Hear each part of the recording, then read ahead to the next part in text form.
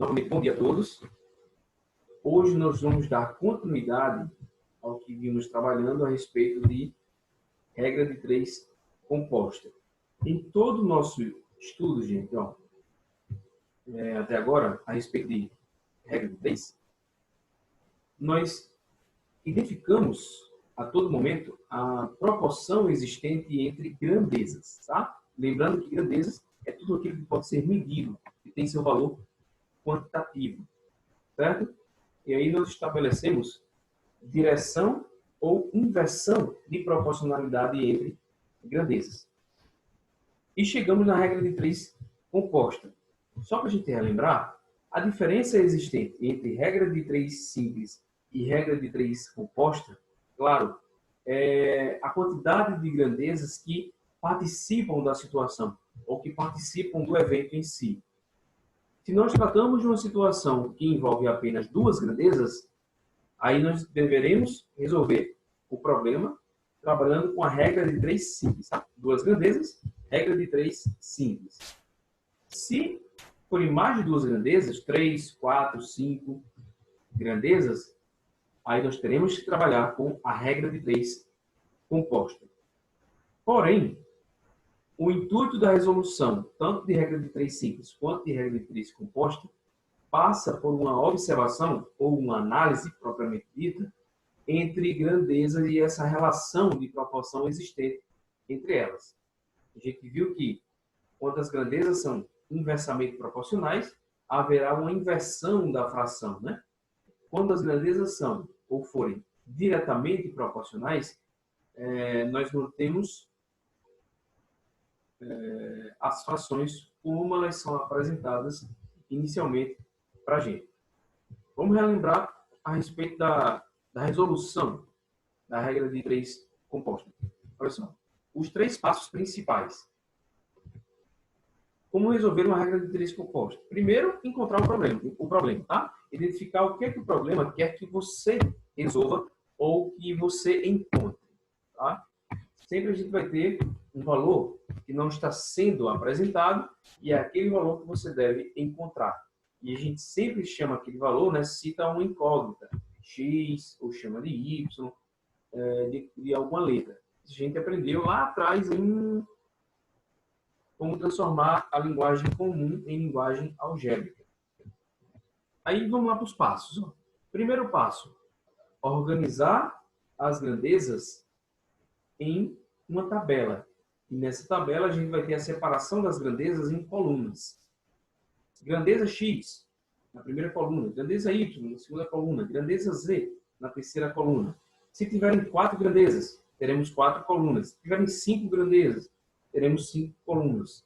E assim sucessivamente. Certo? O segundo passo, e é importantíssimo para a gente estabelecer uma organização mais correta, é com relação à proporção entre as grandezas. Tá? Se nós estamos comparando duas grandezas, e nessas duas grandezas a gente estabelece duas setas de mesmo sentido, estamos ali identificando que as grandezas são diretamente proporcionais. Certo? O que é duas grandezas sendo diretamente proporcionais? Que é quando uma cresce, a outra cresce de forma proporcional. Quer dizer, se uma dobra de valor, a outra também dobrará de valor. E assim sucessivamente. Se a gente identifica que as setas são de sentidos opostos, aí a gente encontra uma inversão de proporcionalidade. Isso acontece quando uma grandeza cresce, a outra decresce. Certo? Se uma decresce, a outra cresce. É uma inversão de proporcionalidade. Lembrando, como é que a gente identifica essa direção ou inversão de proporcionalidade? Utilizando a lógica. Tá? Então, é muito importante que cada um de nós tenhamos a funcionabilidade da lógica trabalhada no problema. Claro que cada problema é único e aí a gente tem que identificar a lógica em cada determinada situação. No terceiro passo, é organizar os valores em frações, de forma que a fração onde se apresenta a incógnita, deixa eu pegar aqui um lápis para rabiscar para vocês. A fração onde se apresenta a incógnita deverá ficar isolada de um lado da igualdade, certo? Ela deverá ficar isolada de um lado da igualdade. Então, nós temos aqui, ó, por exemplo, a grandeza Z. Nós percebemos que ela está isolada de um lado da igualdade. Então, com certeza, é lá onde estará a incógnita, certo? E as outras frações, se nós temos as duas grandezas, então as duas frações das outras duas grandezas devem se multiplicar entre si. E quando elas se multiplicarem entre si, irá se apresentar para a gente a solução de uma fração só. Quando elas se multiplicarem entre si, sobrará apenas uma fração de um lado da igualdade e a outra fração é onde se apresentará a incógnita. Então, quando nós tivermos apenas duas frações, uma de um lado da igualdade e outra do outro lado, óbvio, nós chegamos na aplicação da multiplicação em forma de cruz, certo? Multiplicação em forma de cruz. E aí, é só resolver. Vamos trabalhar? Para a gente compreender melhor a respeito disso? Só limpar a tela aqui. E a gente vai voltar para o exemplo que a gente não conseguiu terminar. Que é este aqui.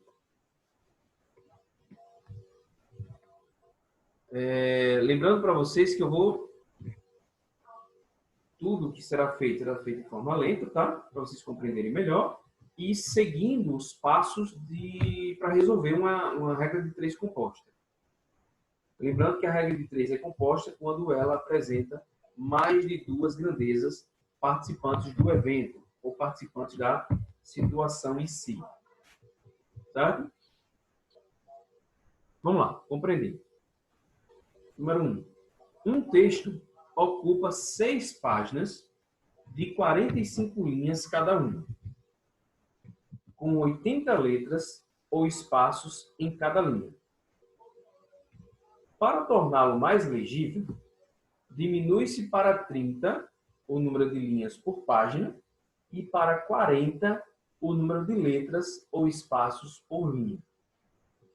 Considerando as novas condições, determine o número de páginas ocupadas. Aí eu faço a seguinte pergunta para vocês, tá, pessoal? Quantas grandezas nós temos na situação? Quantas grandezas? Podem me responder. Por áudio. Quantas grandezas participam da situação?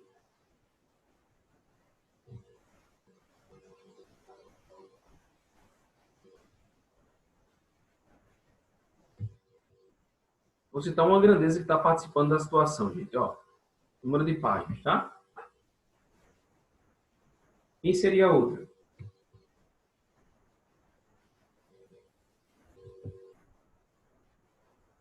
A quantidade de linhas em cada página. E a terceira, a quantidade de letras em cada linha.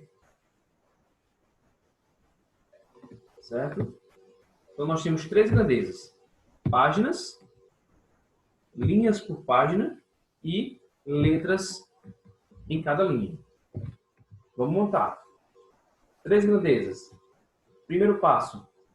Organize as grandezas em uma tabela, separadas em colunas. Se nós temos 3 grandezas, nós teremos 3 colunas.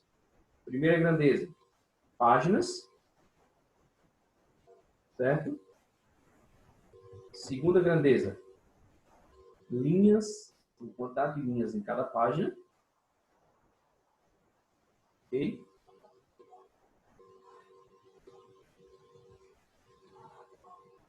Terceira grandeza, quantidade de letras em cada linha.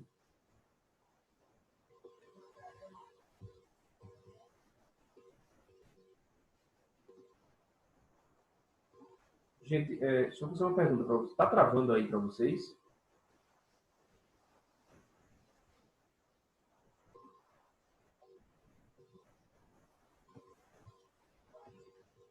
Deixa eu ver aqui. Não falou no bate-papo.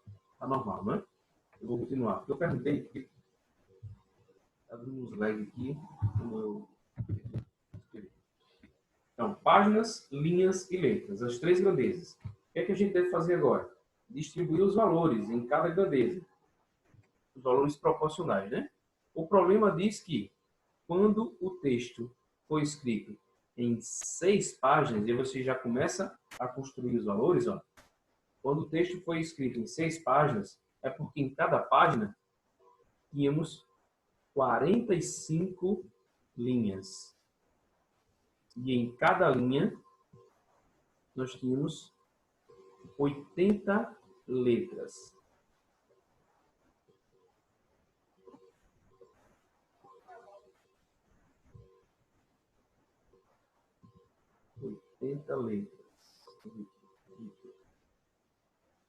Certo.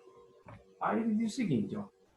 Ele vai diminuir, para deixar o texto mais legível, né? Tornar o texto mais legível, ele disse que vai diminuir a quantidade de linhas em cada página, de 45 para 30 linhas em cada página. Certo? E vai diminuir também a quantidade de letras em cada linha, de 80 letras para 40 letras. Coloca aqui, ó. Aí pergunta, nessas novas condições, quantas páginas serão ocupadas? Então, a pergunta que ele faz é, quantas páginas serão ocupadas quando tivermos 30 linhas em cada página e 40 letras em cada linha? Então, chama de x lá o valor que você não sabe, que é o que você quer encontrar, né? Um problema. Bom? Chama lá de x. Agora, o que a gente deve fazer? Segundo passo da resolução de regra de três compostas. Estabelecer a relação de proporção entre as grandezas. Certo? Estabelecer a relação de proporção entre as grandezas. Para isso, vamos fazer o seguinte, ó. Faça uma seta primeiro, sempre na coluna onde está a incógnita. No caso, na coluna das páginas, para esse problema. Tá? Faça uma seta apontando para cima ou para baixo. Eu vou fazer apontando para cima. Aqui. Certo? Fazer apontando para cima. Porque aí a gente vai comparar as outras grandezas com aquela onde está a incógnita. Sempre tem que ser assim. Então, eu vou comparar linhas, quantidade de linhas com o número de páginas e a quantidade de letras por linha também com o número de páginas. Vamos com relação a linhas, primeiro. Gente, olha só. Se eu tenho um texto, tá? O texto inicialmente foi escrito em 6 páginas, onde em cada página se tinha 45 linhas. E em cada linha se escrevia 80 letras. Porém, se eu diminuo a quantidade de linhas, o que vai acontecer com a quantidade de páginas? Eu vou necessitar de mais páginas ou menos páginas para escrever o mesmo texto, diminuindo a quantidade de linhas em cada página. É que vocês me dizem. Ó, é o mesmo texto, tá? Mesmo texto. Se eu diminuir a quantidade de linhas em cada página, eu vou necessitar de mais páginas ou menos páginas? Para escrever o mesmo? Menos? Sim. Acho que é. Não. Olha só. Deixa eu dar um exemplo. Vou dar um exemplo aqui para vocês. Olha só. Eu escrevi um texto, tá? Em uma página. Olha só. Isso é um exemplo fora do problema, tá? Eu escrevi um texto de 80 linhas em uma página só. Preste atenção. Eu escrevi um texto de 80 linhas em uma página só. Aí eu digo o seguinte, eu não gostei. Eu vou dividir essas linhas. Ao invés de escrever 80, eu vou escrever 40 linhas em cada página. Ó, diminui de 80 para 40. Com certeza, para fazer as outras 40 linhas, eu vou precisar de outra página. Não é verdade? Olha só, diminuir a quantidade de linhas por página, eu vou precisar de mais páginas para escrever o mesmo texto. É ou não é? Conseguem compreender? Não é verdade? Se é o mesmo texto, gente, ó, se eu diminuo a quantidade de linhas que eu escrevo em cada página, com certeza eu vou aumentar a quantidade de páginas para conseguir escrever o mesmo texto. Certo? Tudo bem? A Lívia compreendeu, né? Isaac, normal. Então, ó, diminuindo-se a quantidade de linhas, eu aumento a quantidade de páginas necessárias. Certo? Eu aumento a quantidade de páginas necessárias. Por isso que a seta das linhas, a seta que eu faço nas linhas, tem que ficar em sentido oposto ao número de páginas. Então, se eu diminuo o número de linhas, eu aumento a quantidade de páginas. Certo? Essa relação de proporção, gente, ó, essa relação de proporção deve ser feita por quem está resolvendo a questão. E deve ser realizada pela lógica. Ok? Claro, fazendo o máximo de exemplos possíveis, a gente vai pegando isso com uma maior facilidade. Agora, comparando letras com as páginas. Se eu diminuo a quantidade de letras, como foi feito aqui, ó, de 80 para 40, eu vou aumentar ou diminuir a quantidade de páginas necessárias para escrever o texto? Se eu diminuo a quantidade de letras, aumenta também, não é? Se eu diminuo a quantidade de letras escritas em cada linha, com certeza eu vou necessitar de mais páginas para escrever o mesmo texto. Então, a seta das letras deve ficar também em sentido oposto à seta das páginas, porque estamos tratando aí de duas grandezas também inversamente proporcionais. Então, o que a gente chegou? Que tanto a quantidade de linhas quanto a quantidade de letras serão grandezas inversamente proporcionais ao número de páginas. Isso a gente identifica pelas setas. Ó. Tanto a seta das linhas quanto a seta das letras estão em sentidos opostos à seta do número de páginas. Legal? E agora, professor? Agora é montar as frações. Vou fazer uma seta aqui para a gente continuar do lado. Isso vai implicar nas frações. Ó. Lembrando, a fração onde está a incógnita deve ficar isolada. Deve ficar de um lado da igualdade sozinha. A fração onde está a incógnita é a das páginas. É 6 sobre x. Então, vamos lá. 6 sobre x, certo? Deve ser igual a... Ó, isolei a fração da incógnita. As outras frações devem se multiplicar entre si. Porém, não se esqueçam, nós encontramos uma inversão de proporção. Por exemplo, as linhas foram inversamente proporcionais às páginas. Então, ó, o que acontece? Ao invés de utilizarmos 45 sobre 30, nós vamos inverter a fração. O 45 vem para baixo e o 30 vai para cima. Então, fica 30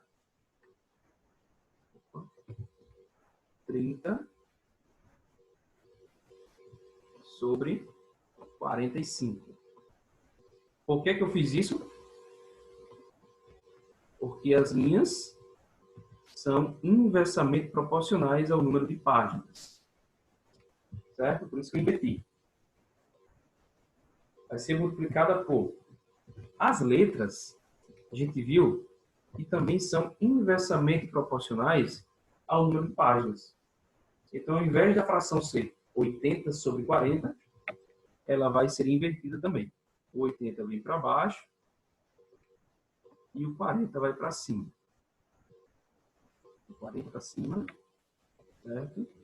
E o 80 para baixo.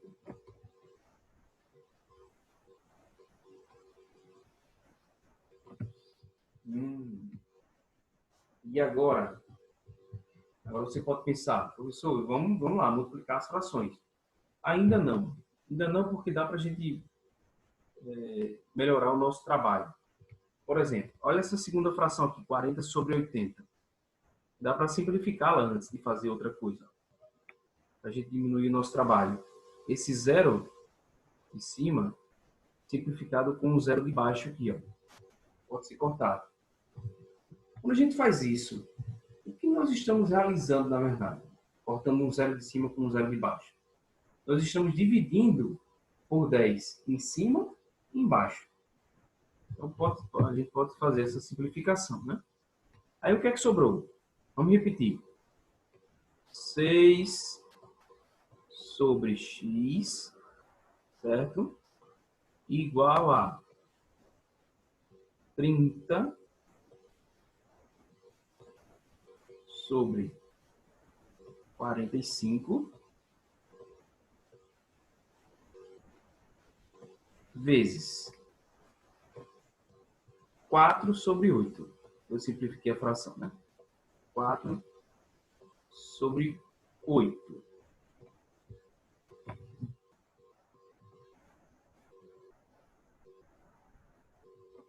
Ok.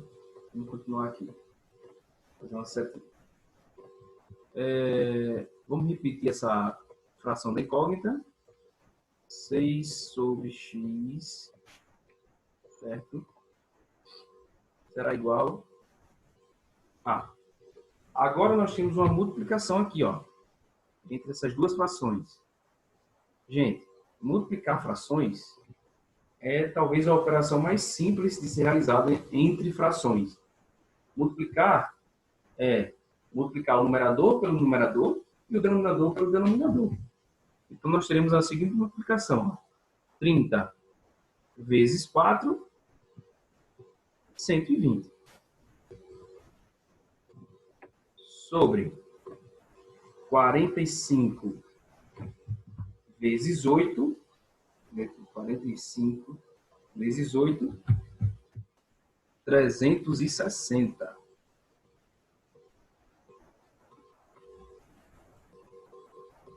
Certo? Pronto. Chegamos em duas frações separadas pela igualdade.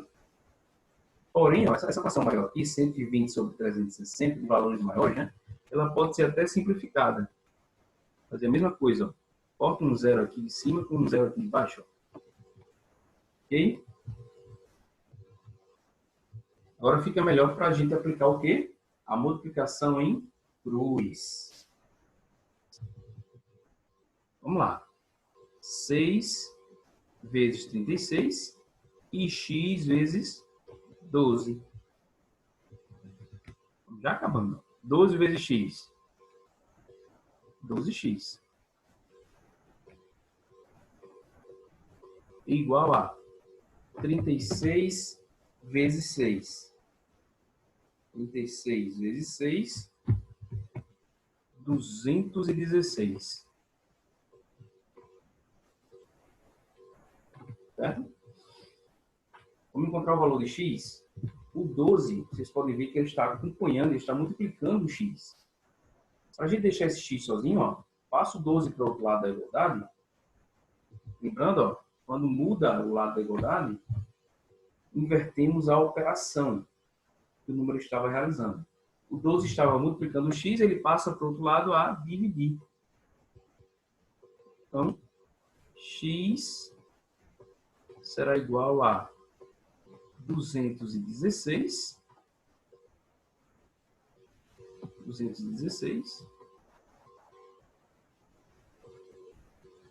dividido por 12.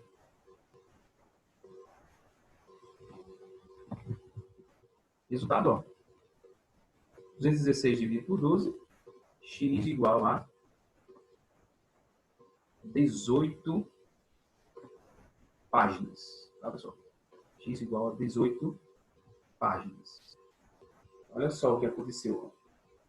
Quando nós diminuímos a quantidade de linhas em cada página, diminuímos também a quantidade de letras em cada linha, as páginas aumentaram de 6 para 18 páginas necessárias para escrever o mesmo texto.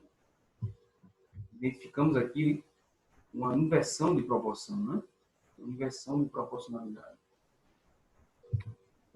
Qualquer dúvida, perguntem. A gente tentar ir para o segundo exemplo. Fica ok. Então, muito cuidado ao identificar a relação de proporção direta ou inversa entre as grandezas. Tá, pessoal? Muito cuidado com relação a isso. Vamos para o segundo exemplo. Veja só. Se foram empregados 4 quilos de fios para tecer 14 metros de uma maquete de fazenda com 80 centímetros de largura, quantos quilogramas serão necessários para produzir 350 metros de uma maquete de fazenda com 120 centímetros de largura? Primeiro passo. Vamos compreender o problema, né? Separar as grandezas em colunas. Aí eu posso perguntar a vocês, quantas grandezas nós temos envolvidas nessa situação? Podem falar. Quais são as grandezas, na verdade, né? 3 Quais são? quilogramas, metros e centímetros. Pronto. A quantidade em quilos já de fios,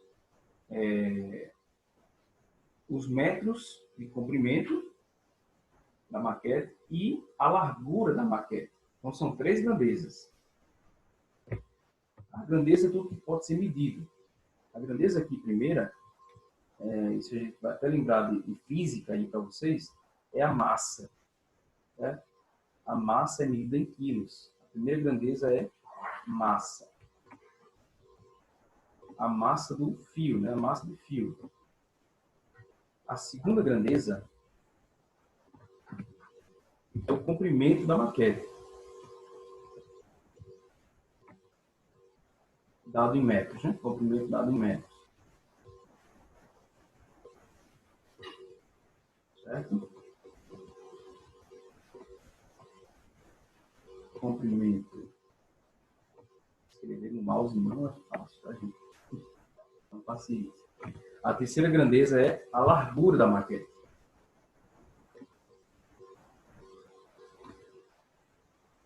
Largura. Bom, nós temos as 3 grandezas. Agora nós vamos distribuir os valores proporcionais, né, de cada situação. Ó, quando for necessário 4 kg de fios, aí você pode até colocar aqui, ó, massa do fio. 4 quilos é porque a maquete tinha 14 metros de comprimento. Certo? 14 metros de comprimento e 80 centímetros de largura.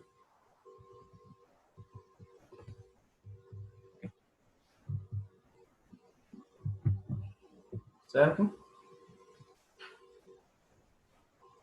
A pergunta é, quantos quilogramas serão necessários, ou seja, quanto de massa em quilos será necessário de fio para produzir agora uma maquete, ó, de 350 metros de comprimento. Vou colocar aqui, 350 metros de comprimento, certo? Com uma largura de 120 centímetros.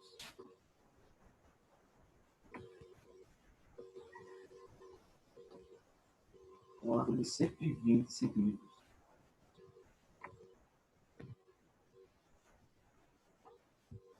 Ele falou que... Pronto, estão organizados agora os valores em colunas, né? Os valores das grandezas, certo?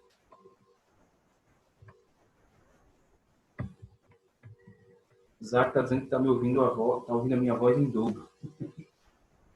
Tá assim também para vocês?